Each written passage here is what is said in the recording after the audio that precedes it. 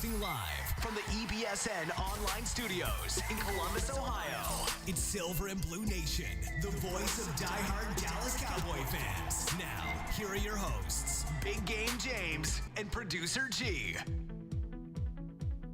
almost caught you slipping. Can you hear me? Can you hear me? Can everybody hear me? Welcome today, everybody, Silver and Blue Nation. Where am I? There you go.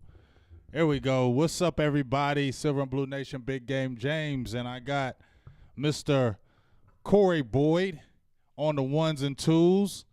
What's up, Corey? Yes, sir. What is up? I am in for Producer G, trying not to mess up Silver and Blue Nation. I'm going to try my best, man. Okay, but you already been slipping. I know, man. I told you. I'm going to try not to mess it up. You already been slipping now, dog. There you go. See, you already been slipping. But you know what? It's okay because I love you and you're a Browns fan, so I expect it. Why you got to do that, man? Why you gotta do I'm that? not going to do it. Why you I had to gotta get do it that, in. man? I had to get it in because you know why what? you gotta do that, I had to man? get it in because, Why you gotta do that? hey, listen, y'all, check this out. Check out my man Corey Boyd. He's got a show out here. Is it Browns Nation? Everything Browns Everything's Nation. Browns Nation. Make sure you can check it out. I mean, even though Yeah, we're all man. Cowboys fans, make sure you check out my guy Corey. Got some good stuff. Did the Cavs Nation, which was banging. Now you got the Browns. Looks like y'all got some hope this year. Looks like y'all might actually do some things this year. I'm not going to hate. There's a few people that I can't stand. That's why I don't want to give Browns credit. But Hey, please don't take that out on me, man. Don't take that out on me. I am going to take it out on Don't you and take everybody. that out I'm don't being take that nice right out now. on That's why I me. said you Yes, will with some please, games and give me please. props. But Just because we got a few don't get knuckleheads. high and mighty up in here. We got a few knuckleheads. Don't get high and mighty up in here. We have a few Do you understand? knuckleheads. Don't let that spoil it for the rest of us. Okay, I'm just letting you know. Don't get no high and mighty spirits up in here. Trust me, 1 in 31. I can't get mighty on nothing. Okay, there we go. So what's up, everybody? Big Game James here. Like I said, Producer G is still in Cali, enjoying that good Cali weather. He was out there at camp a couple days, got us some good film, good footage, and everything like that. So he's going to be back next week. But I got my guy doing the ones and twos, and we're going to still talk Cowboys football because we had a game that we played yesterday. We didn't play the Browns, but we played the Bengals. And guess what? We caught another L. But you know what? There's some things that I want to talk about in this game. Number one, Zach Martin. Let me jump on here. Well, let me give shout-outs to everybody first. Let me give shout-outs to everybody who's in here right now. Shout-outs to Dino. What up? Jessica, Ron, Maurice. Who else we got? Jawan, Stacy Carpenter, Arturo Lugo. What's up, dog? John. I don't know some of these last names, so you know what? Forgive me. Richie Melendez, Brenda Burrows. You must be I've never seen you, but that's what's up. I like it. Willie, what's up, Big Willie? I haven't seen you in a long time. Everybody jump in here, man. Everybody jump in here and let's talk some Cowboys football.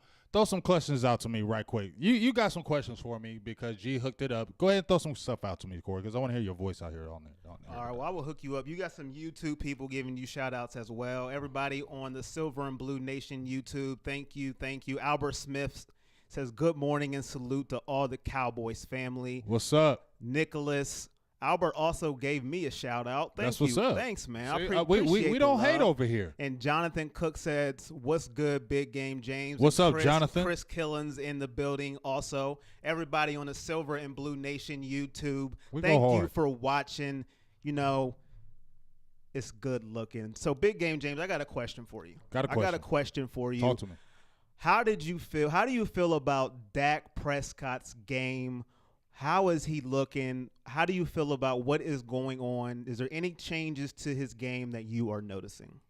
Well, I mean, the thing that I really notice is Dez Bryant's not there. And I'm going to be honest with you, I feel like that's one of the big things that, you know, he's more comfortable. It seems like he played good when Dez wasn't in the lineup or if he was hurt before. So the thing I'm looking at is efficiency. 10 for 16, 86 yards, 1 touchdown. Last week, 3 for 3, 30-something yards, a touchdown. No interceptions, 2 touchdowns, another high passer rating. And that touchdown drive that he had, it was like a 14, 15-play drive and ended with a touchdown, not a field goal. And he scrambled out because the pocket was collapsed. He scrambled out and made the play because if he didn't make that play, they don't score. And, you know, he had a couple passes. Dak is Dak, okay? He had a couple passes where I was like, what the hell is that? You know what I'm saying? Where he just overthrew Blake Jarwin for a touchdown, and he kind of threw a ball out of bounds. I was like, what is that? But I feel like that's what he'll do.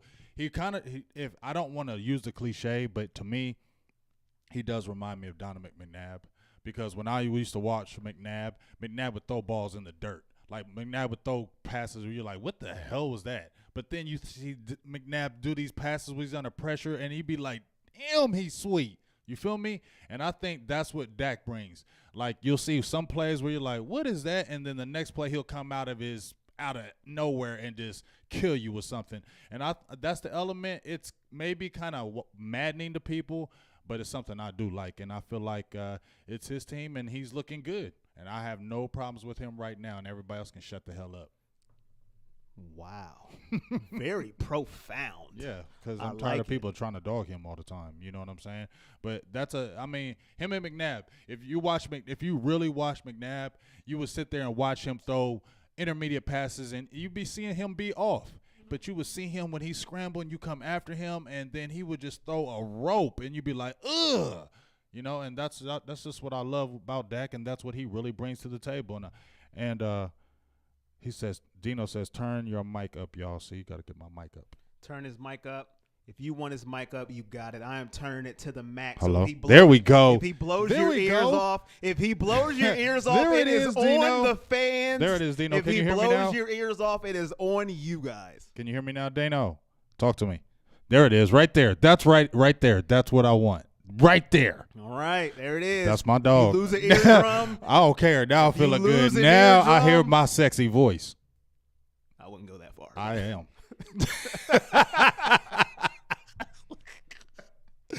Dino says, yes, thanks. See, everybody saying good deal. See, they love Big Game James voice. Don't you lie to me, boy. Speaking of Dak, and you said he reminds you of Donovan McNabb. Yes. Donovan McNabb had a lot of weapons nobody heard of. Right. Freddie Mitchell, a.k.a. Show Me the Belt. Right. Todd Pinkston. Ooh, you bring him back. Skinny Todd Pinkston.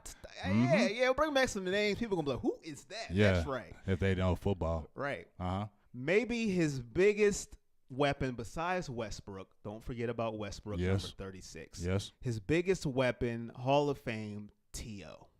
Went to the Super Bowl with him. Right. Do you think Dak needs a T.O.-like receiver to make it to the Super Bowl? No. I think he needs a Zeke. As long as he has a Zeke right now, I think that's what's going to carry us to the Super Bowl. Everybody knows this team goes through Zeke. It's not through Dak. Dak won that Rookie of the Year, but we really know he had a phenomenal year, but it was that Zeke train. And is Zeke carrying us now? I mean, look at our offense. I mean, we're scoring. We did move the ball, but you can see the missing element with Zeke. I mean, Rod Smith had 13 carries for 49 yards, I believe. He ran hard, but that's not Zeke. He's changed. If Zeke was in that game, that whole game would have been different, straight up. And then you would have been seeing Dak even more loose because now you got Zeke back there. And when you got Zeke back there, it changes the whole game and it makes you better. So I think honestly, that was the perfect combination, getting Dak and Zeke together, and I hope they can stay together as long as they can, because when those two play together, the team plays better. And that's just a fact. And that's why when I'm encouraged when I see Dak moving the ball and us scoring touchdowns without Zeke even sniffing the field, because when Zeke gets in there, it's going to even open up even more for Dak. So that's why I don't feel like Dak needs a number one receiver like a T.O., because we got a Michael Gallup rookie who's looking good. Tavon Austin, Cole Beasley haven't really even been playing. You know what I'm saying? Terrence Williams has just got in. He got a couple passes yesterday. We're basically playing with all backups, and we're still scoring touchdowns. So that makes me feel great about the potential what the offense can be. And if you really look at that defense, I'm feeling real great about that. So the combination of that offense coming together probably later on in the season, the defense is going to be freaking nasty, treacherous. It's just Jason Garrett. You have a team that you can get to the Super Bowl. If you don't do it this year, at least get to an NFC championship with this squad, especially with that nasty-ass defense, you got to go. All right. I mean, the fans are all in the comment section like no other here in Silver and Blue Nation. Ron Smith says, have you heard anything on the injury? Where did it go? It just left. Was Zach Martin? What I've heard was they were, I believe they're having the MRI today, but from what they were saying, the preliminary things were being spoke about was a hyperextension knee. Actually, I'm sorry. He said to Frederick. Frederick's got the tingling sensation but they said it's nothing. So I guess we can all kind of blow by the Travis Frederick thing because the doctor said he's good. Only reason why he went to that specialist because he was 85 miles out. They got good rapport with this guy, and so that's why they went and saw him. Nothing with that. Zach Martin is the big thing because he got cut yesterday with the injury with the knee. That cornerback, I think it's Fitzpatrick, 27. Is Fitzpatrick 27 for the Bengals? He did it twice. He did it to Zach Martin. When Zach Martin was pulling, he cut him. He automatically went to his knees to try to cut him. And he tried to do it to Tyron Smith, but Tyron Smith kind of got out the way. Mm-hmm. And I personally don't like that. I get it, but I don't think cornerbacks should keep doing that because they do that and they're taking them guys are getting hurt. And they don't want the offensive linemen to do them like that. So step up and take that damn block and stop cutting them knees like that. Stop cutting the knees. I want to shout out everybody who's making a comment. We got Mike Mickens, John Delarico. I probably butchered that. What's Brad up, everybody? Chafin, Jawan, Willie, Dino, Mary, JJ, Big Ron Smith, Jessica. I mean, they're all in the comment section. Yes, we're going hard. I love it. Because everybody's here today. That's how we do.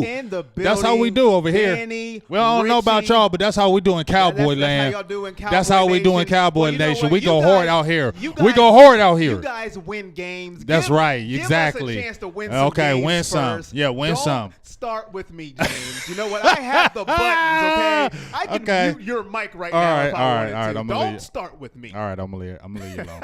All right. I want to thank everybody for making the comments here on Silver and Blue Nation. Thank you for making the comments. Keep the comments coming. Preseason against the Bengals yesterday, 21-13. Let me tell you what I liked in that game. What'd you like in it? I want to ask you one thing before you get to that. Okay. Do you take preseason seriously? Yes, I do. So do the outcome. I know. I don't care about the outcome. No, I don't know. The outcome of the game seriously. No, I don't care about the outcome. Okay, me neither. I don't care about the outcome. I care about the people getting work and getting the reps. Okay. Now I hear so many people, and I get it, where they're like, "Hey, you can't play Travis Frederick. You can't play Zach Martin. You can't get him out the field." This is football. You got to practice against other teams. You can't practice against yourself. It's just like when I play ball, man, football, basketball. You can't play against your same players every time. You can't play against your same teammates. You got to go out and play against competition. That's what gets you better. Yes, you may not want to play a lot of series, but they still got to get the reps. They got to get that because game one, if they're never playing and then they go out there, the cohesion, they have to go out there and do it. You get what I'm saying? So, but as far as putting stock at the end of the game, as far as the outcome, no. I just want to see what those second teamers and those third teamers are look like. And our backups right now are not looking good. I think that's the bad what I can take of it. If I look at our backup position as far as our offensive line, Zach Martin going out, you had Kadeem Edwards coming in. He looked okay. He had a couple spots where he got blocked up the middle. Joe Looney is okay. I think he's a better guard than center, but he was admirable at the center position. We got another guy that we got, Cam Fleming from the Patriots. He needs to step the hell up. Chaz Green sucks. Is awful. Needs to be cut, but we don't have anybody. So that's concerning. Our offensive line depth. If somebody really gets hurt on that offensive line, we may be in trouble. Now, the cornerback position, I know a lot of people might be in here saying, you know, Jordan Lewis was looking bad and Anthony Brown was looking suspect again, which they kind of are. But at the end of the day, we got Cheeto, we got Byron Jones, and I still feel better with Anthony Brown, Jordan Lewis than those undrafted free agents that we had at there, Travarius Ward, Donovan Alumba. They're not going to make the team. Marquez White may make the team because he was on our team last year, but he hasn't done anything impressive. And Duke Thomas may make the squad just because we need the depth. But those guys that were undrafted that we were so high on, they're cut. So it sounds to me that you're a little concerned about the backups. Yeah, because just a little bit. Just a teeny bit. Yeah, because at the end of the day, you know you need your backups in the game because it's the NFL. people are going to get hurt. We just saw it with Zach Martin. We've seen a lot of our guys getting hurt yesterday, so you have to have quality backups. It's what hurt us last year. It's what hurt us when Tyron Smith got hurt and we had Chaz Green out there. It killed us. It probably lost us games. You understand what I'm saying? So you have to have quality backups, and that's what you're looking at when you look at these preseason games. And when you look at the back end on our secondary, we need depth. Now the Earl Thomas thing comes to life again. Jeff Heath looked good. Xavier Woods looked good, but he got hurt. His hamstring. We got to find out what's going on with that. Kayvon Frazier is nice, but once again, injuries. You feel me? We got a guy named Tyree Robinson from Oregon. He's undrafted. I think he will make the team. He's a 6'2", 215-pound safety. I think he will make the team. But at the end of the day, he's still a rookie. You need the depth. You understand what I mean? And if you don't have that depth, Corey, you know it. If somebody gets hurt and you don't have a quality backup, you're playing these big games, you're going to lose. Yes, and lose badly. Now, speaking of depth, quality backups, who do you feel back? I'm going to move back to the offensive side of the ball for a second. We touched on it for a little bit. Everybody's in the comments blowing it up. I'm asking you guys too. Who do you think is going to emerge as the number one go-to guy for your guy, Dak Prescott, when it's all said and done? When, say, we're in week 10 of the season, we're fighting for playoff position, who do you think is going to be that number one guy? Who's Dak's guy? Honestly, I don't think it's going to be anybody, one person. If you really look at our lineup, if you look at Allen Hurns, if you look at Michael Gallup, our rookie who's coming on really nicely, Cole Beasley's going to have a good year. I really feel like Dak is going to be able to spread it around. I really feel like that. I don't see a guy, maybe Cole Beasley, because he has a good rapport with Cole. He has a really good rapport, but Gallup has been balling with him. You get what I'm saying? Tavon Austin has been the star of the camp, and he's been a quote-unquote bust this year, but he's been playing great with us, and because I really feel like he's taking the star to heart. He was even out there on the bench. They were saying Jason Garrett had to get him offside the bench to tell him to calm down. I really feel like when we're talking about we may not really have a number one receiver, I really don't think we will have one because we have a lot of guys we can spread the ball around, and that's not a bad thing. Look at Tom Brady, and I'm not saying he's Tom Brady or anything like that. Or Aaron. It's good when you have 3, 4, 5 receivers, Corey. It's good when you got that many guys that can make plays. Because now, who can you guard? If you don't know who you can really guard because you're not looking at one person, now you think play action because Zeke is killing you. You don't know where you can go. And I like that unknown element with the team. I don't want to have to feel like we have to throw it to one guy every single time to get it here. Let's keep on moving the ball around, using the offensive line, using Zeke, and getting that defense because I'm telling you, we're talking about that offense. When are we going to switch to this defense and talk about that, Dan? Yes, thank you, Joe. Joe says, can we talk about Randy Gregory? Yeah, I ain't talking about no more offense. Okay, Corey? This is your show. Okay. You talk about whatever you want. You want to talk about Randy Gregory. If you I'm talking about the defense, y'all. Hey, y'all, let's talk about defense. Talk about whatever you want. Let's talk about defense, y'all. Yeah, let's talk Gregory. about defense. I'm sorry I haven't got everybody's comments because it's a lot of comments coming in, so I apologize. Forgive me. It's Sunday, so you have to forgive me. This is our church right now. But anyway, let's talk about this damn defense. First of all, Randy Gregory was playing a lot. He didn't get a sack, but, man, you could see it. I mean, this dude hasn't played in 2 years. 2 years, dog. 2 years. And you could just see the natural – oh, my God. You could see him naturally getting past the offensive tackle, pushing him back in the pocket. He didn't get a sack, but you could see the pressure. You could see – man, I said next year you're going to see the real Randy Gregory, but, man, this dude might be so good. You might see a lot of him this year. Taco Charlton had a sack, and he had a hold, but daggone it, he had the sack, and I told y'all about Taco Charlton. That was my guy. I said Taco Charlton from the beginning, and I'm going to claim him, but guess what? He got a sack. Everybody was hating on him last year. I said be patient, and now he's showing up. DeMarcus Lawrence didn't have a sack, but, man, he was in that backfield. Tyrone Crawford, Dayton Jones, Ward, Barbecue Woods. That's the name, Antoine Woods. I called you, Barbecue Woods. Holla at him.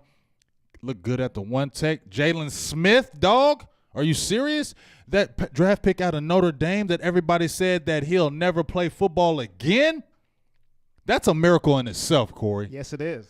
He came back from an injury, drop foot that nobody has come back from ever. Ever, Corey. Ever. One more time. Ever. There Ever. There it is. Ever. There it is. You understand that? This dude came back from drop foot and is balling. He looks like his old self. Are you serious? Shawn Lee was next to him. We look fast. We look fierce. That front seven, and we don't even have a David Irving. Malik Collins ain't even playing like that. Are you serious? This defense was a top 8 defense last year, and we were just coming to our own. I don't know what's going to happen with this thing with Earl Thomas. I would love to get him if we do, because I'm worried about the back end of the safety as far as the depth. If we get Earl Thomas, Corey, y'all in trouble. We in trouble? Every team in trouble. Who is we? All y'all daggone, who all is you we? damn 31 other teams is in trouble if we get Earl Thomas. Who is we? All y'all. All of us? Because if y'all have a great year and you happen to get to a Super Bowl and you play us, we're going to beat the hell out of y'all. Really? Yep. Really? Really? We? Now, I have a question for you. Maybe it's just me, but Zeke's not playing, right? He's not playing. Because he's Zeke, right? He's Zeke. We know what he can do. Right. We know what he can do. Right. But Shawn Lee. Right. But maybe it's me. So you help me out. Okay. He's injured a lot, right? Yes. A lot. Yes. We know what he can do, correct? Yes. Why is he playing? Why? Like, why? I don't understand. Maybe I'm missing something here. We know what Zeke can do. Why is Shawn Lee out there? Just answer that for me. Maybe I'm missing something. I just want to know. Help me out. Honestly, I think Zeke was going to play, but when Geis got hurt from Washington, that was the big scare. Don't think these guys don't pay attention to the news. And when Geis got hurt, and he was a high draft pick for them Redskins, and that happened to him, it's kind of like Jerry Jones like, nah, Zeke is like our gold mine. Do you understand that? Like, Dak is our, like, almost gold, but he is our super gold. Like, Zeke is the man. Like, no matter what you say, Zeke is the man. So that's why you don't see Zeke out there. Shawn Lee is 30. Zeke is like 23. So you're going to see Shawn Lee out there because, honestly, Shawn Lee ain't got that much longer with the Cowboys. Let's keep it real.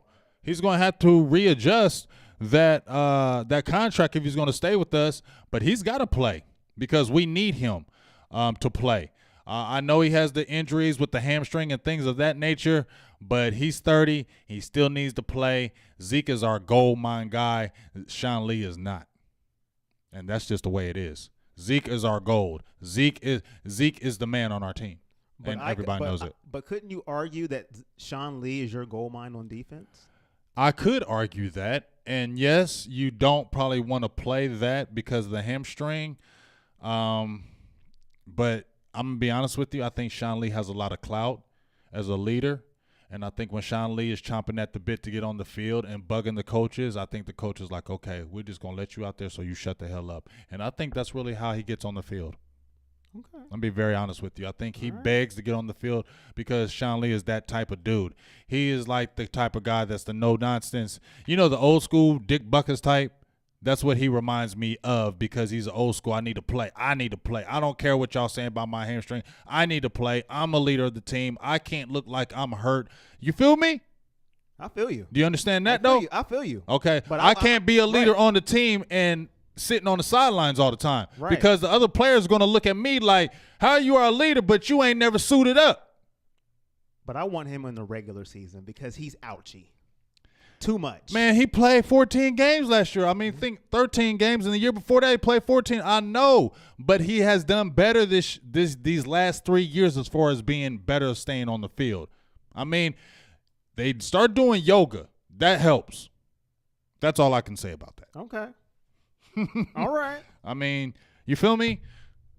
Zeke we know what Zeke brings to the table, but Shawn Lee is one of the leaders. Zeke is just still coming into his own as being the leader on the team. You know what I mean? 3 years in. Shawn Lee is a leader on the team. So Shawn Lee has to play, dog. You can't be a leader on the team and sit in the bench. That's just facts. Somebody asked me about Zach Martin. Hyperextended knee. That's what I'm hearing. Yes. Do we need Earl Thomas? Yes, I do think we need Earl Thomas because we need that safety depth because if we have one major injury, we're hurting. And I don't want to have to go through that the season. Let's say we're like a 5-2, Corey, and then we get a big injury in the back end. That kills us. So, and even now you just mentioned Shawn Lee. If Shawn Lee gets hurt and you have an Earl Thomas on your team, you don't feel as bad because now you still have a captain and a commander of the defense. And don't forget about this guy, Joe Thomas. I forgot about talking about him. Came from Green Bay. A lot of people thought he was just going to be a special teams guy. He's proven a lot of people wrong. He's helping with our depth. If I can go from top to bottom, it's almost the you know how we talking about that 53-man roster? Our 53-man roster is kind of shaping up. You can kind of almost guess it now from top to bottom. I know we're kind of going to a lot of places, but let me ask some people in here. Y'all want to talk about Rico Gathers? Rico. Somebody Roosevelt, God just brought up tight ends. Y'all want to talk about them tight ends?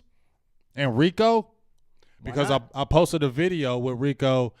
I got it from a guy I follow on Twitter. He posted it, and he was saying this is one of the reasons why the Cowboys coaches are frustrated. It was a double tight end set, and they both ran into each other, but it really did look like Rico didn't have no clue where he was going.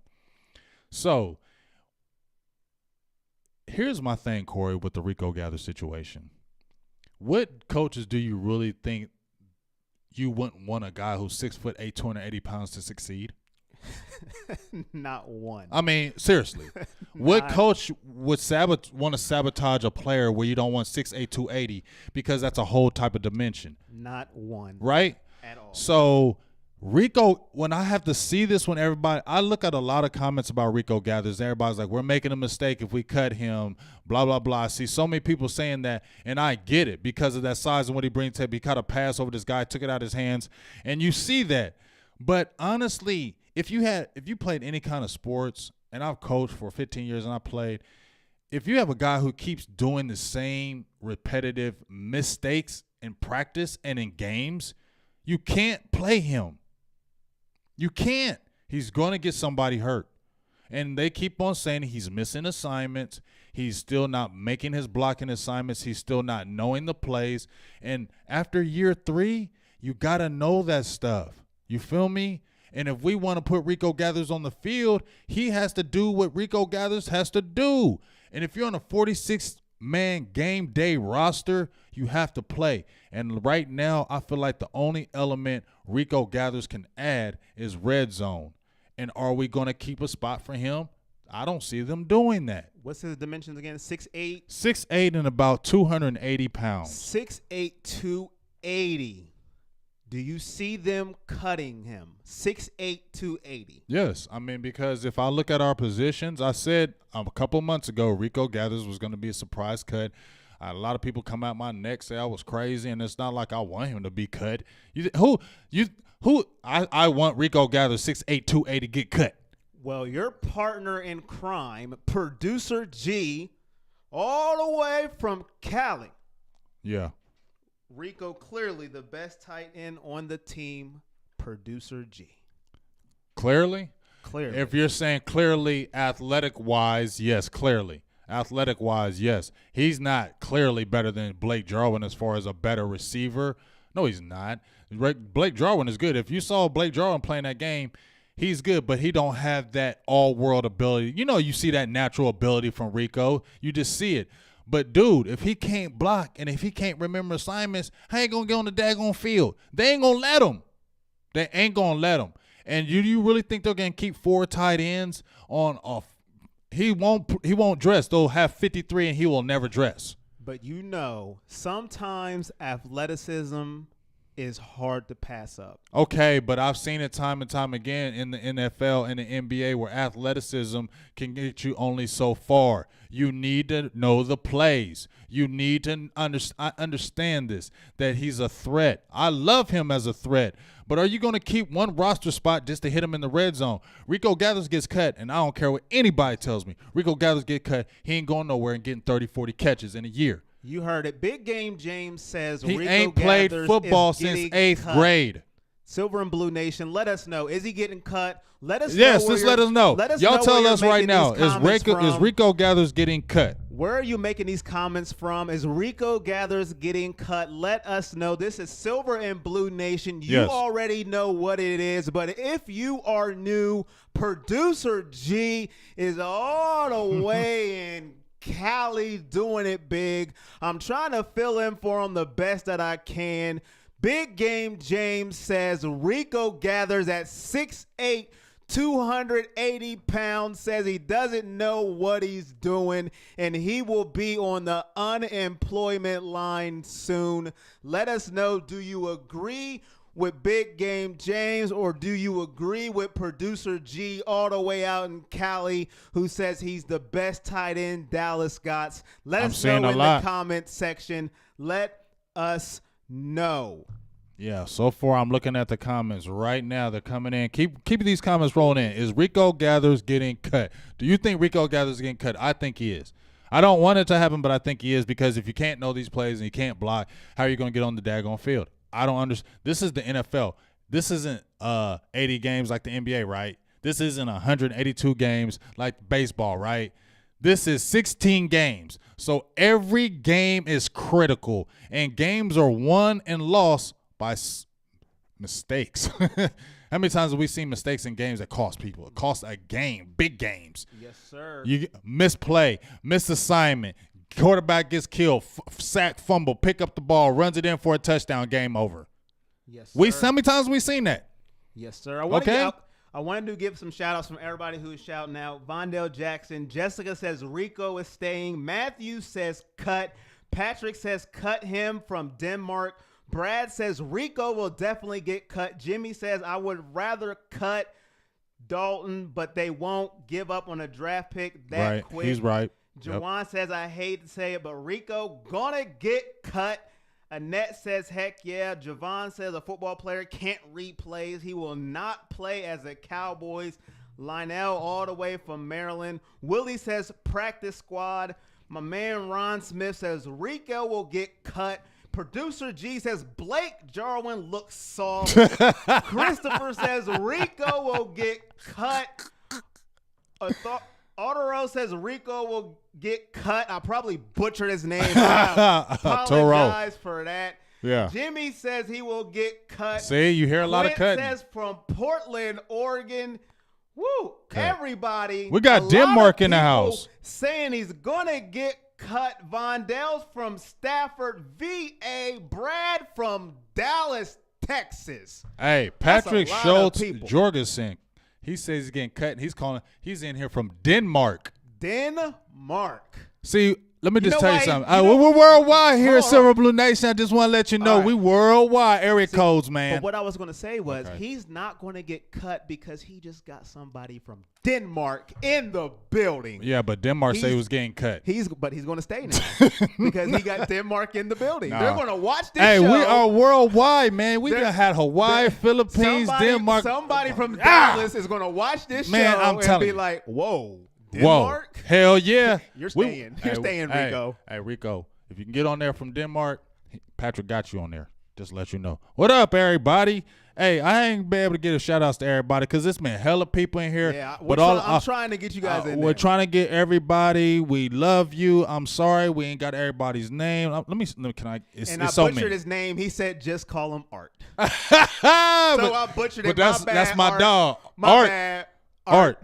That's the man. Art is the man because he is faithful with it. Oh, and let me tell you something else. You see the top of that screen right where my finger is? That's called the Patreon.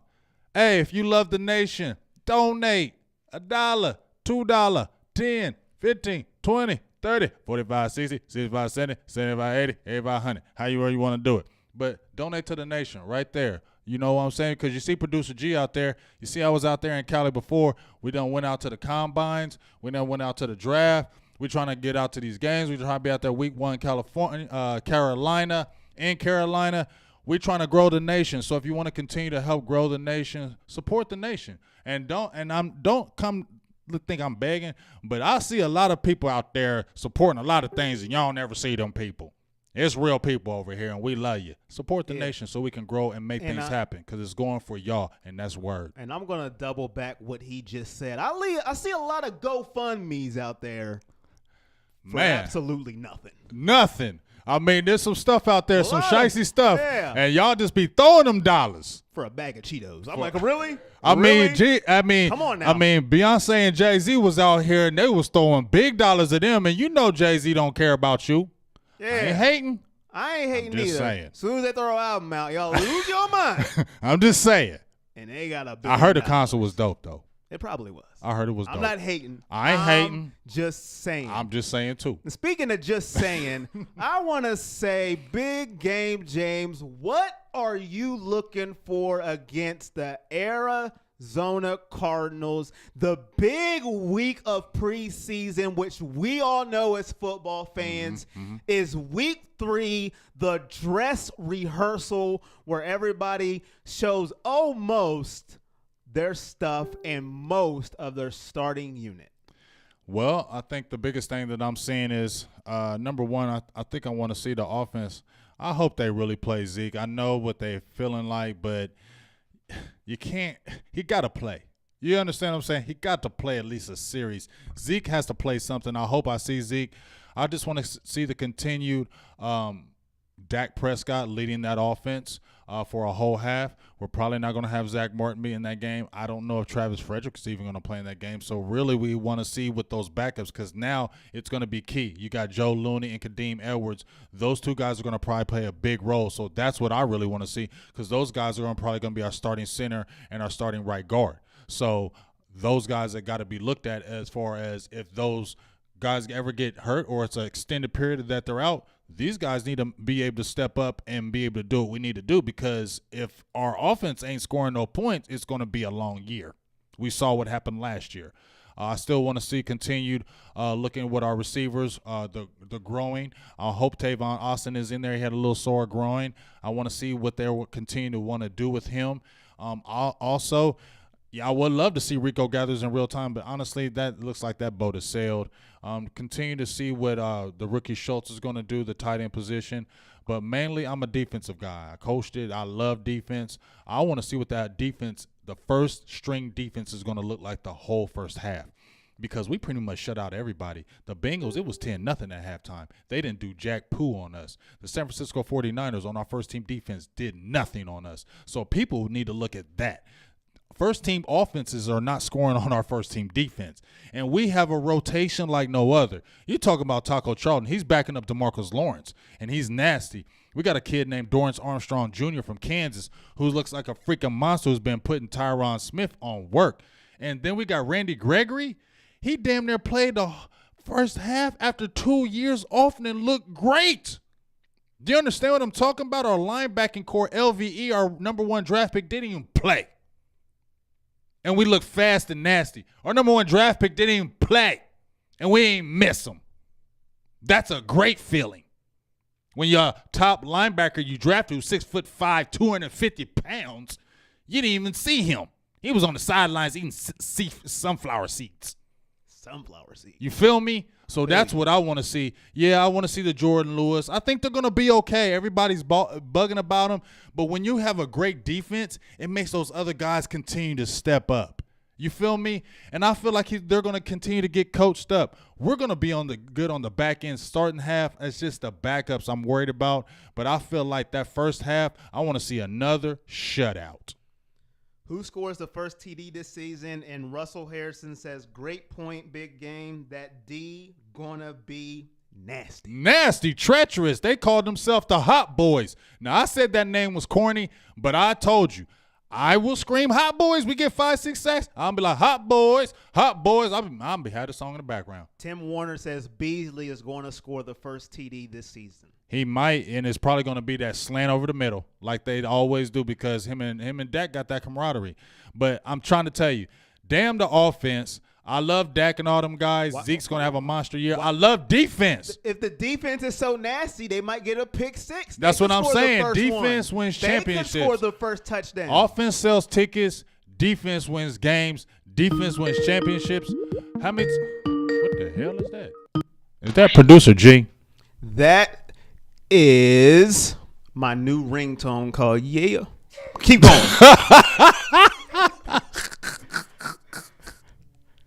But keep going. I love that. The defense, the defense could score. The defense can score. The defense is going to be nasty. That was beautiful. It's just a great day here. You just never know what's going to happen, and that's what I love about it. Impromptu, there is going to be. But the defense is going to be nasty. The defense – is G going to call in? Is Producer G going to call in? I don't know. I hope him. Hey, Producer G, you been doing all that talking. Why don't you call in, man? I don't know. Oh, yes. Dale Bailey. Yes. I'm sorry, Mr. Bailey. He asked, what did I think about that interception by Cheeto yesterday? That was nasty. Did y'all even watch the game? Did y'all watch the game? Did you watch the game? Did you watch the game? I know you're a Browns fan, but did you watch the Cowboys? I watched the first half. I knew you would because it's Cowboys. That's all I needed to see. Like I said. The first half is all I need to see. Did you see Cheeto with that interception? Yeah. Was it nasty? It was nasty. Like almost that? good as me. But yeah. Man, please. Man, please. Yes, that Cheeto was nasty. Me and Producer G were going back and forth because I said Cheeto wouldn't be a high interception guy. He might shut me the hell up. Maybe he listened to Silver and Blue Nation and said, boy, child, please. I'm getting all kind of INTs. That athleticism that was, oh, my God, on display, he is looking all worldly. Just the excitement. Byron Jones looks good. I said I didn't think Byron Jones was going to be like the guy, but he looked real sticky in coverage. I'm just really excited about our defense. I think we're going to shut a lot of people down, man. Feel me? I feel you. I feel you. But, hey. It's all about defense. Yeah, it's all about. I see. You're all about defense. Yes, I'm all about defense because, as I said, look at a lot of teams that have played in Super Bowls, championship teams. You see the Steelers. I mean, what happened when we had them Seahawks? Remember when the Seahawks went to the Super Bowl a couple years? Yes, they won one. Yes, well, why were they so good? Their defense was nasty. And they're saying turn up your mic, Corey. It was beyond nasty. Nasty. Right, but at that time, what was Russell Wilson? Was he like the all-world quarterback? No, he was just good. And they had what? Marshawn Lynch. His second year, he became really good. But that first year, he was just like kind of a manager type, kind of a game manager guy. You can see the talent, but you can see things had to form around him. But what happened? And let's just go back. I got an eerie situation now, Corey. Now we're talking about it. I'm seeing that the Seattle Seahawks had Russell Wilson. I'm not saying Dak Prescott was Russell Wilson, but they had Russell Wilson. Then they had Marshawn Lynch. We have Zeke. They had a really good offensive line, right? Right. Did they have a number one receiver? No, they didn't. But did they have a nasty D? Yes, they did. And what carried them? Their defense. And Russell just had to make those plays, and Marshawn had to run that ball, right? So are you saying – remember the Baltimore Ravens? So are you saying their defense as good as Seattle's and Baltimore's? I'm just saying I'm not jumping to those conclusions, but what I am saying, when you start building through the draft, when you looked at those teams, when you looked at the Steelers, when you looked at the Seahawks, even the Broncos, the Carolina Panthers, when you see those teams, they built them teams through the draft. They got sprinkled in a few players, but that front line was young and nasty. And if you look at our front line, it's young and nasty. Our linebacking core is young. It's aggressive. I think our secondary is going to continue to step up. And if you look at the formula, quarterback makes plays, awesome, nasty running back, all-world offensive line, receivers that can make plays, and a defense that can shut you down. Well, damn, that sounds like a Super Bowl team to me. Jason Garrett, are you listening to me? Because guess what? You can do this, man. You have a Super Bowl type team. Take us there, please. And, yes, I didn't even mention Earl Thomas. If we get Earl Thomas, dog, it's a wrap. We get Earl Thomas, another veteran in the fold, and he's playing for his old coach. You don't think he's going to try to get one more Super Bowl run? And how much better would he feel leaving the Seahawks getting the Super Bowl and then coming over to the Cowboys and getting one? He's feeling great about himself. And then Chris Richard, guess what? He's making that name for himself, but then we might have to pay him more because then people are going to try to poach and take him. Well, via satellite, you know that weird sound you heard? Yeah. Via satellite, via LA, Compton, Cali. The Game was recording his new album with Kendrick Lamar, produced by producer G in the building. He has some words of wisdom to give you. Producer G, are you there? There he is. Let me turn you up. Turn him up. You guys hear me? Yes, we can hear you, Producer G. You're in the Black Album. It's the Black Album. It's the Black Album. You still don't get to see me. You get a silhouette of Producer G. He's still invisible. Producer G's silhouette. Invisible. Talk to us, Producer G. First of all, talk about your time in Cali, man. Yeah, I mean, it's been pretty cool. Got to go to the camp.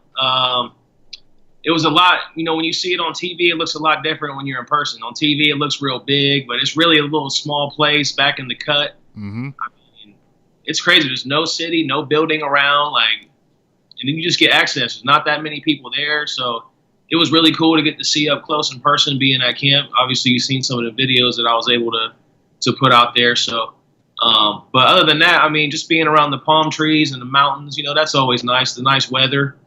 So we got to go through L.A. a little bit. That was pretty cool. The traffic wasn't fun. You know that. Yeah, that traffic was hell, wasn't it? But outside of that, I mean, it's been pretty cool. I mean, it was that was cool to go to my first ever Cowboys training camp. Mm-hmm. You're going to have to go again now, right?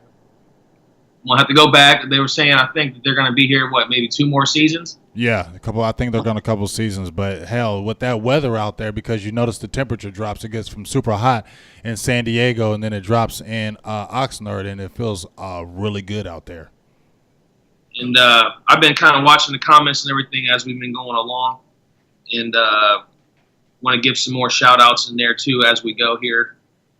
But some of the things I wanted to talk about was what I've been listening to you so far. Okay. You guys were talking about Zeke and how he's not playing, and I see a lot of people in the comments saying that he should have been playing. Mm-hmm. But I feel like this is good for Dak because it gives him a chance. It gives us a chance to kind of see him again without Zeke. Because if you remember last year without Zeke, he went 3-3. He kind of struggled those first 3 games. Okay. I think that this just gives you an opportunity to see how much more in command he is this season, not having Zeke with him.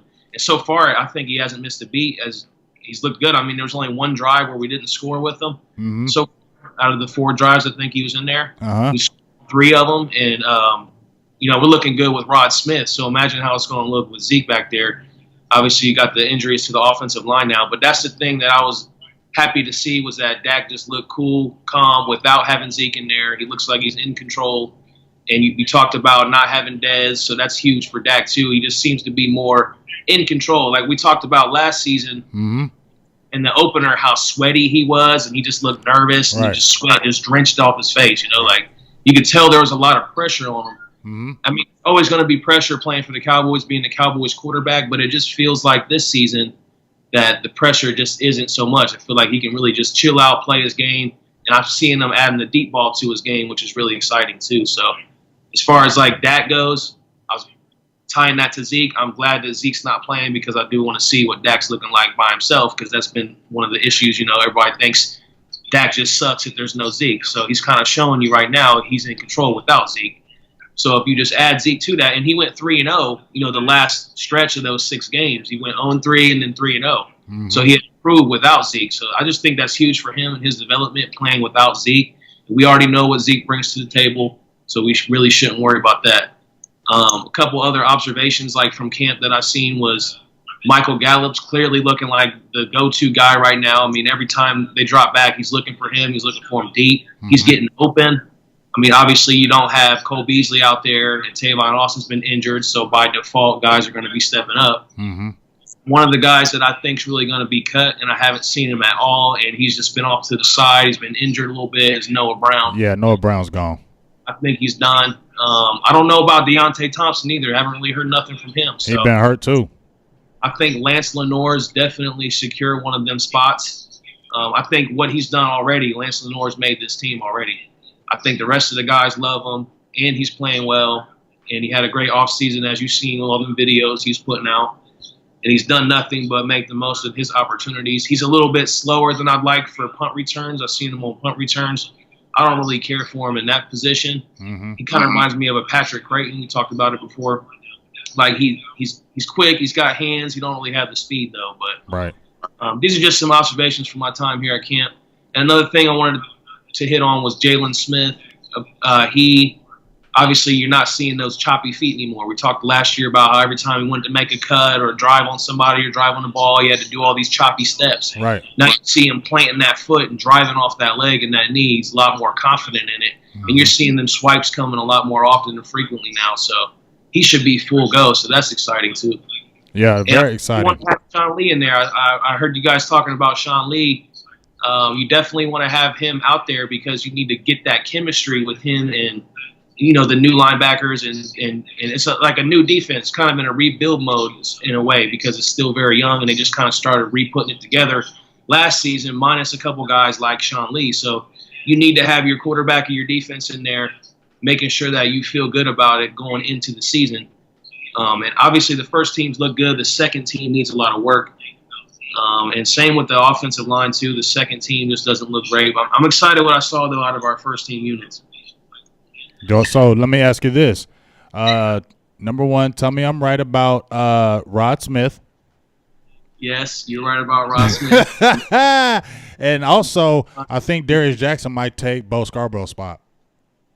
See, well, you think look they're going to good. do 3 running backs? I mean, they're going to keep – I think they're going to keep 4 running backs because there's no way you cut Darius Jackson. You see how hard he's been running? He had 42 yards again last night, and he had 4 catches for 22 yards. He's a better running back than Bo Scarborough, but they like Bo Scarborough because he brings that Alabama element. He's a big kid. But if you look at Darius Jackson in those 2 games that they've played, he's clearly outplayed him. You know who I like even better, though? I like Trey Williams. Trey Williams, he's okay, but I really like Darius Jackson. I'm glad we brought him back. I mean, I like Darius, too. He kind of reminds me of Darren McFadden a little bit with his running style. He's kind of upright, like sprinter, holds the ball up high and runs up high. But I like Trey Williams as a receiving type back. And I know that we do like to do a lot of that. We had Lance Dunbar before, and I feel like he is kind of in that category. But then we also have Tavon Austin for that. But they ain't now gonna keep him. Tavon Austin feels more like he's developing into a receiver. slot. Yeah, he's going to be a receiver. Seems like now. They had him listed. Did they had him as listed as running back in the lineup when they with you? Because they had him listed as strictly a running back. But I feel like they had the old lineup. Whatever one you had is the one I got. Okay, so they had him listed as a running back, and I just feel like when the season starts, he's going to be playing receiver because he has that receiver element. So I think the last odd spot, if you're looking at receivers, I mean. Honestly, from these first 2 games, I can almost see this looking at the specialty positions. If you're looking at our quarterback position, I'm seeing Cooper Rush, Dak Prescott. Mike White is not going to be carried on the roster. He's going to probably go to practice squad. And then, like I said, I feel like Darius Jackson is leapfrog Bo Scarborough. He's probably maybe on the roster, but he might be more practice squad too. I don't know how they're going to do that with those cuts. And then if you're looking at receivers, Allen Hurns, Gallup, Beasley, Terrence Williams, Lance Lenore, and who else did we just say? And Tavon Austin. Those looks like those receivers. Everybody else looks like they're going to get cut. Unless maybe McKee, that kid, he looks like he's a guy that I would love to keep, but I don't know if he makes it. He's number 81, right? McKee is 19. Okay. I like what I was seeing a little bit from 81. But when you say we're going to keep 4 running backs, are you including the fullback there? Oh, yeah, so we'll have to probably keep 5 because Alawaze, is that what his name is? I don't know how to say his damn name. Yeah, that's it. So you got Zeke, Rod Smith, and then you're thinking Darius Jackson, and then Awale? And Awale, yep. And I like Scarborough, but he's so straight line as far as a running back. He doesn't offer any like wiggle. And when you saw Jackson in there, when he was getting that ball, he was hitting that hole. He has wiggle. He has speed. He can run. I mean, he can get yards after the run. He's physical. He just adds more of an element than Bo Scarborough. As much as we love the sexy pick, Darius Jackson is better than Bo Scarborough right now. That's just a fact. I don't care what anybody tells me. Corey can relate to Darius Jackson. Wasn't he with the Browns last season? But he was hurt. Right. He got hurt. I think he was with the Browns like a couple games, and he blew out his knee or tore up something. He was out. He was on injured reserve, so they didn't really even get to see him. So it was a blessing in disguise that he got hurt, that he came back to us. And I'm telling you, just watching him, he can catch out the backfield. He can play special teams. I think as much as we love Bo Scarborough, Jackson's a better option right now at this point in time. Yeah, I think I might have to agree with you on that. I mean, Scarborough had like one good run, one big run that got everybody excited, and the touchdown was even fluky that he had, like he ran into his lineman and kind of stumbled into the end zone, so that wasn't a smooth run either. So right, Rod Smith clearly the number one, but then again, it's hard to evaluate these guys. So we talk about Mike White and Cooper Rush. Mike White could be the better quarterback, but we don't know because he gets stuck behind a crappy offensive line. That's true. That's kind of the same way with the running backs too. But you know what? If you look at the natural ability, you can see Mike White is good. But you can also see, even when you watch that game, G, that he held the ball too long. Yeah. He held the ball way too long. He just looks like a rookie. He just looks like he would not be ready. Like, if it was a ready-made defense, like we're talking about him playing with the third stringers, but imagine if he played with first stringers. He would look absolutely terrible. Right. And I'm also thinking about how if you are to make the team like a Lance Lenore or even like a Tony Romo, back in the day, you have to stand out and play really well despite what's around you. You got to make those guys better. So that's just kind of a thing that you would be able to tell if you're ready after that. And then another thing I wanted to talk about was, from camp here at least, to wrap that up, another observation was Randy Gregory had a great last couple days. Mm-hmm. He was all over. I think he had 4 sacks accounted for on the second to last day. So what do you think about him? Because remember, I've been screaming him from day one, and you've been like, he ain't really shown me nothing. So what do you think now? Well, I've just had reservations because he hasn't shown anything. And so far I'm still pretty much on the same mindset with that. Like, are you? He's looked solid when he's gotten there. I thought I don't believe you. You saw that daggone getting about. You saw that Ben. You saw him. You saw him in that game pushing that pocket. Just come over to my side in week 2, and you will be like, "Oh, they're Randy Gregory." I can't wait till you yell it. I mean, I will when he shows me something like that. He's gonna show you something. That boy is nasty. And what do you think about Doris Armstrong Jr.?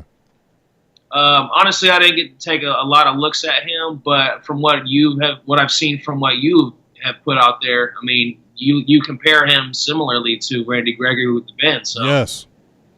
Anytime you can get that leverage under a tackle, I mean, that's going to be good for your pass rush. So hopefully, though, we get the guys like Tyrone Crawford and maybe Antoine Woods to be coming through in the middle. Yeah. Those guys on the outside are doing work. So, and we didn't even factor in when we get David Irving back. Exactly, and that's huge. I mean, we haven't even touched on that subject. Now you on the ones and twos with me right now. Since we just touched on David Irving, what do you think about that, producer G? I'm gonna be honest with you. I get what he was saying when he was talking about the weed smoking. He smoked all his life, blah blah blah. I get it. A lot of people have went through it. I get it. To me,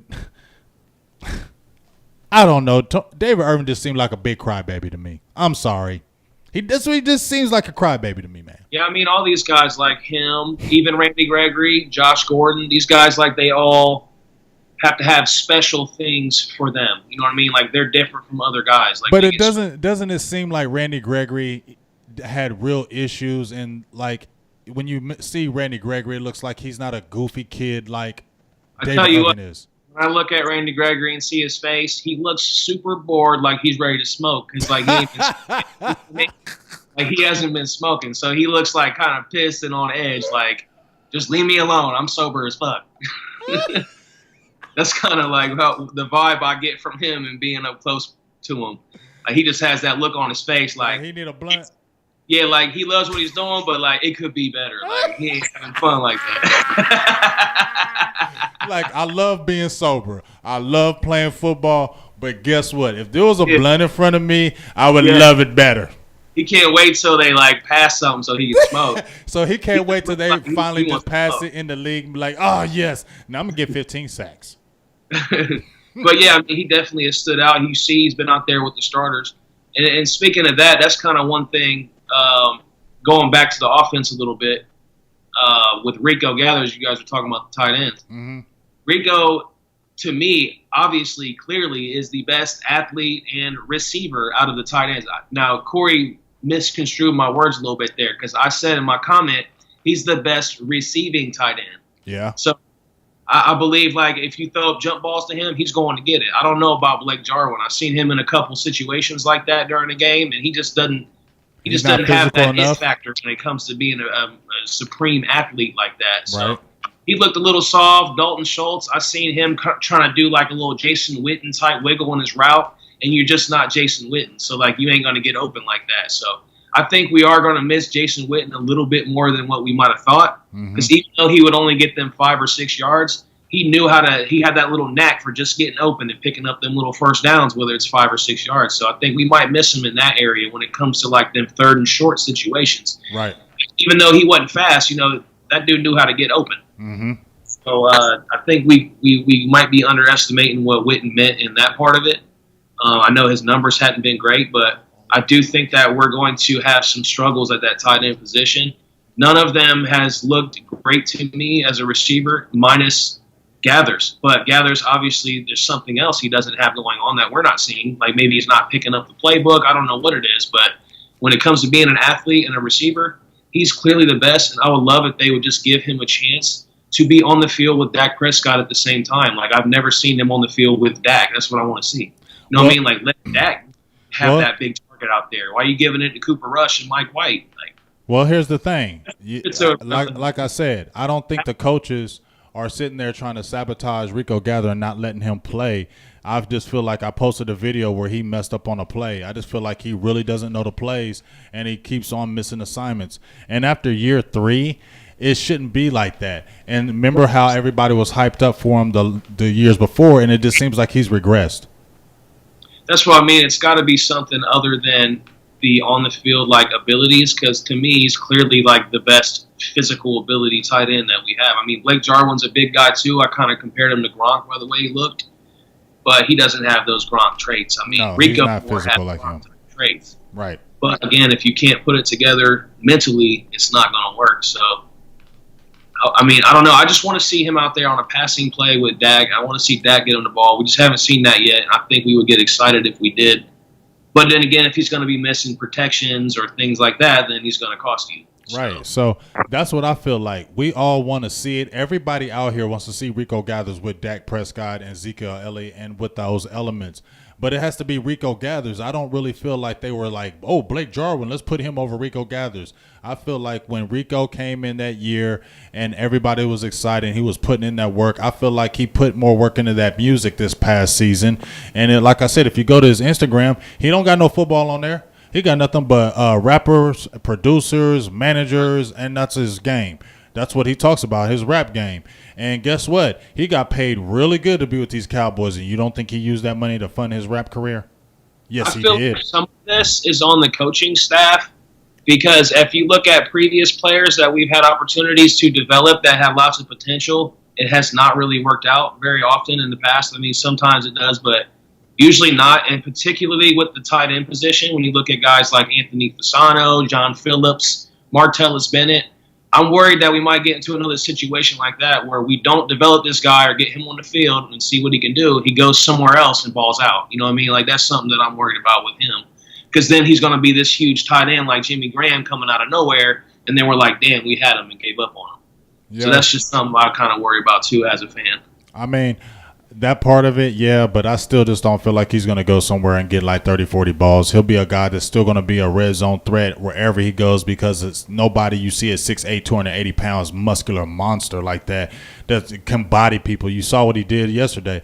White just threw the ball up there and he just took it out of his hand. And even when the dude tried to tackle him, he still couldn't get him down because he's too damn big.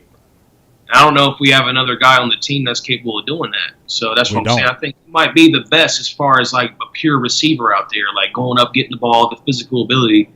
I think it's clear and obvious that he's better than the other guys when it comes to that, getting jump balls, things like that. But overall for the team, though, like coming out of camp and what we've seen so far in training and the preseason, I really like what we've seen from the ones. I'm excited because we don't even have Cole Beasley. We don't even have Zeke, and we're able to move the ball. Like I said, Dak scored on 3 of 4 of his preseason drives. So you got to be pretty pumped up about that. As far as the defense goes, I'm a little concerned about Leighton Vander Esch, injury prone. Like I can see this guy constantly being hurt, and then it's another Shawn Lee situation where he's good, but he's never really helping you because he's always off the field. So hopefully we don't have to worry about that with him. And then the secondary and the starting secondary seems to be pretty good to me. And the linebackers and the defensive line, we know that's good. So the first team was great, but that depth is where it starts to come in. And then what's up with Jordan Lewis? I mean, I just think it's a situation more that Coach Richard just got in his head, and now he's just, once if you're a cornerback, I played it. If you start doubting yourself or second-guessing yourself, you start playing like you usually don't play. And, number one, you're on an island, so everybody's going to see it when you mess up. So if one play gets blown up, somebody gets a 20-yard pass, 30-yard pass, everybody's like, oh, he's struggling. I think Jordan Lewis, even Anthony Brown are going to be okay. I think they're just going to continue to step up and grow with the defense. We just need to be okay. I think the biggest thing right now is depth. I feel like Jordan Lewis, Anthony Brown are going to be okay, but it's the depth. If somebody gets hurt, that's the worry for me now. I don't worry about the depth on the defensive line as much any longer. I think we'll be okay at the linebackers because, Joe Thomas has stepped up. You still got Vander Esch, who didn't even play. Damian Wilson has played better. So I like that. Covington is just now getting work, and that was our 5th-round draft pick. I think just the depth on the safety position and maybe the back end as far as – because, like I said, Marquez White and Duke Thomas has not done anything to step up regardless anyway. So I wonder how many cornerbacks we keep as far as that depth because I don't see any of those guys as far as Javaris Ward and Alumba, any of those guys making the team because they just haven't done nothing. They just look absolutely terrible when they've got in. So as far as Jordan Lewis goes, you just think it really comes down to confidence? I just think it's confidence because, Jordan Lewis bases a lot of his game on his confidence and his swagger, and it just looks like he doesn't have his swagger right now. And when you kind of don't have that swagger and that's kind of your game, it's kind of like a Richard Sherman. He doesn't live off that because he's a technical guy as well. But it's kind of when you're a young player and you kind of live off that and that's kind of not there, you feel defeated, and plays that you usually would make, you're not making because of that mental thing. And we've seen that time and time again with players. When you mentally are messed up, it shows in your game. Yep. So Jordan Lewis has been having a little bit of a struggle in camp. You could argue that Anthony Brown even has been playing better than him so far. But like you said, that could be a number of factors. We know he has the ability. So do you think he could be on the trade block or something? Like, could that be an option? I mentioned it last week. Actually, like a few days ago, I said he could be traded. If we're looking at possibly getting Earl Thomas and we give up a draft pick and then we give up possibly a Jordan Lewis, that could happen. But now with the way the guys are playing, I think you need the Jordan Lewis and the Anthony Brown for depth because you don't want to lose those guys because you're going to need them during the season. So I don't think that would be good unless you are bringing an Earl Thomas in. Because we need that depth because those guys that we got in the undrafted free agent market, I'm not even Camp Kelly. I don't see them guys even making the squad at all. I'm trying to make it where you guys can see me. It's like there you go. I see you. You look white now. You was black. You was black as hell. Now you white. So now we're good. There you go. You're back black again. So going back to Lance Lenoir, you think that he has secured his spot on the roster? I don't know if he's secured it. I think he's damn close because I feel like they're going to move Tavon Austin. He's fighting for the last spot. So it's going to be between him, Noah Brown, Deontay Thompson, that McKay. So he still has to show and prove. I don't think that Lance Lenoir can have a bad game or have bad practices and feel like he's going to make the team. He's fighting for one last spot because I feel like those other 5 are sold up. Let us know what you guys think in the comments, too. We can get some shout-outs because I know we've just been rambling on here. And everybody's been commenting and sharing and liking, and we appreciate that. Keep that coming. We probably won't be here much longer, but nope, let me not get at all. A few I get up off here. Jessica, appreciate you as always. I know you've been sharing it for us. Jimmy up, Kramer, Jawan James, Brad Chafin, all you guys that made comments and we didn't get them, make sure you tune back in next week. I'll be back at the studio. So we'll definitely have your comments answered much more when I'm back next week. Willie Stovall, Ron Smith, my guy in there. Appreciate you all, Lionel, Montgomery, anyone who liked and shared or watched the video today. Don't forget, you can go back and watch it again right here where you're watching. You can also re-listen to it on SoundCloud, iTunes, or Google Play. Just thanks again for everybody. And you're on YouTube, too. I know we didn't get to a lot of YouTube comments today. Make sure you tune back in next week. And we're always trying to get everybody's comments. And you can support us, as you can see right up here. Support the nation. Patreon.com /. And remember, you don't have to give $1. You can give more. Yes, you can go anywhere from $1 to as much as you like. Every month you can cancel at any time. So that's the great thing about it. There's no contracts or anything, just a month-to-month thing. If you want to support the nation, you can do that right there. But on a higher level. And, trying to think if there was any other observations or anything. So I guess right before I go, and you might have already answered it, but what are you looking forward to for this next game against the Cardinals on Sunday? Just that defense. I want to see another shutout in that first half. And just, I would love to see Zeke probably not going to play, but I just want to continue to see Dak being effective with the offense. I mainly want to see Joe Looney and Kadeem Edwards because they're probably going to be in the starting position. Kadeem Edwards, Joe Looney, I want to see them too. And I just want to see our defense pitch another shutout. Yeah, I'm looking forward to hopefully improving something from a depth perspective, like maybe the backup defense doesn't give up the game this time, So yeah. To some weak Matt Barkley or whoever it is, or Betherford, for the 49ers. Like, I just want to finish out a game. Some of that's on the coaching too, You can't just put it all on the players. You got to be able to finish a game as a coaching staff. And I don't know. Those players look bad. I don't know if the coaching staff was – the players look bad in that second half, and they've been looking bad. Even when the positions like – the cover twos, even they're playing press coverage, the guys are just not there, and it just looks like there's a serious drop-off from the top to the bottom, and that needs to kind of – those guys are probably not going to be with the team, but they need to find those choice players that are going to really make a difference. I think one guy that has looked good on the team, the players that has been undrafted, is the guy Tyree Robinson from Oregon. I think he's going to make it as a safety for us. Gary Lee in our Facebook Live comment says he will give 100. Yeah, appreciate you, Gary Lee. Make sure you go click on that link, and we will definitely give you shout-outs every week. We will feature you on this show. Anybody who becomes a Patreon, you are guaranteed shout-outs. So if you come in and we didn't get to you, we might get to you next week. But if you were a Patreon, we're giving you that shout-out no matter what. So Eric Kashani is another guy. And let me who's a proud patron of Silver and Blue Nation. So let me thank someone else, too, who also is a patron for us. If I can find it here. Just one sec. Hurry up. Maybe not.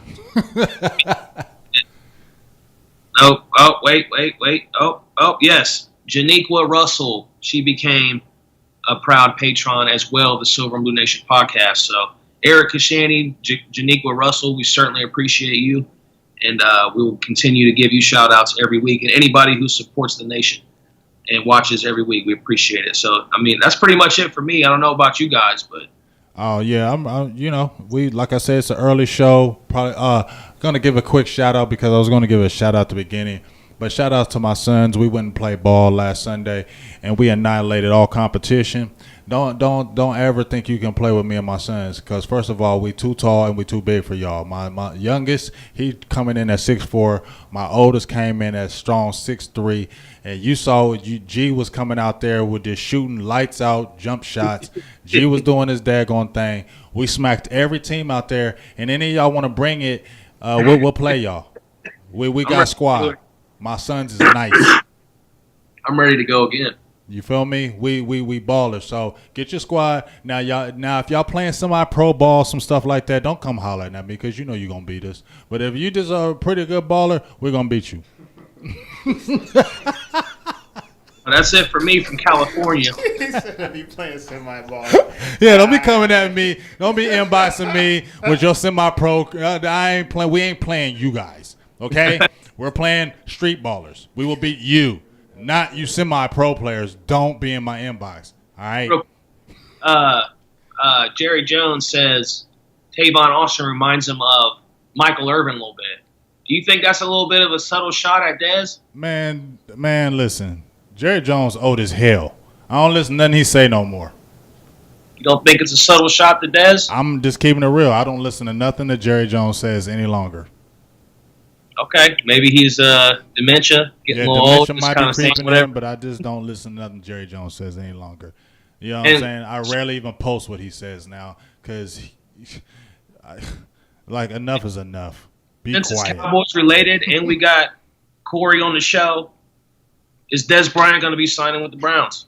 Nope, because that would be the big fat no. Since Josh Gordon came back, he is no longer in the microscope. That was the only reason they were even considering him. That's it. Yeah.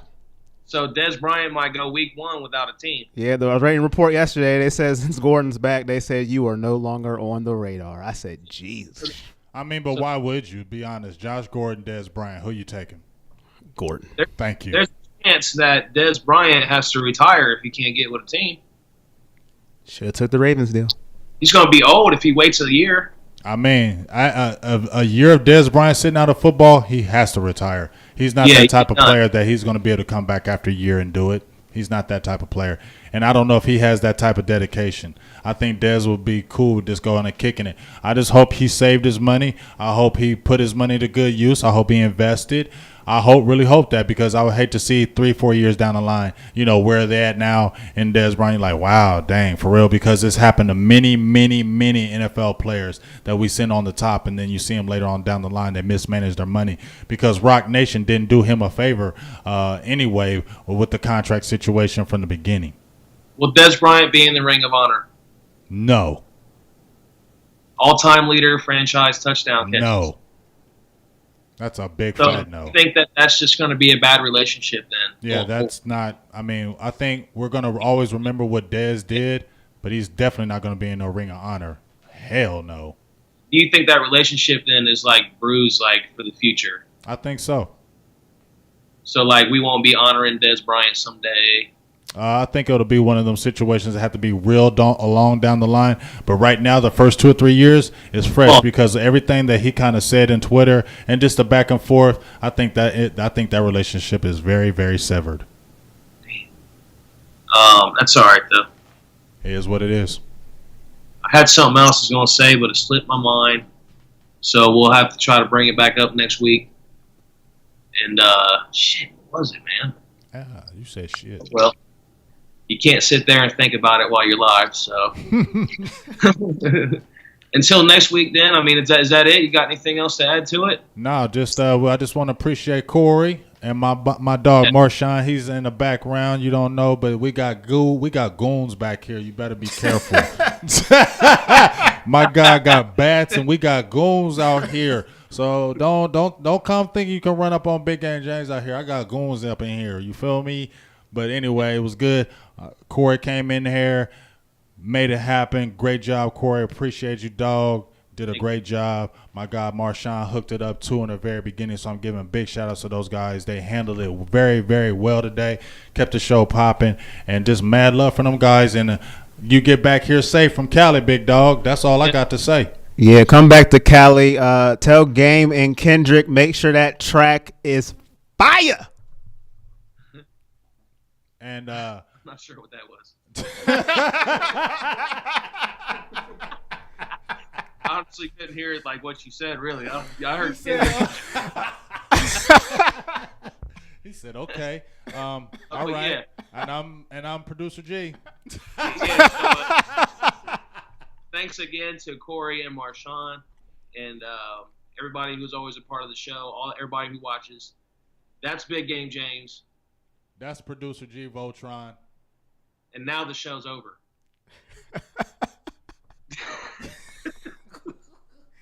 Stop the stream.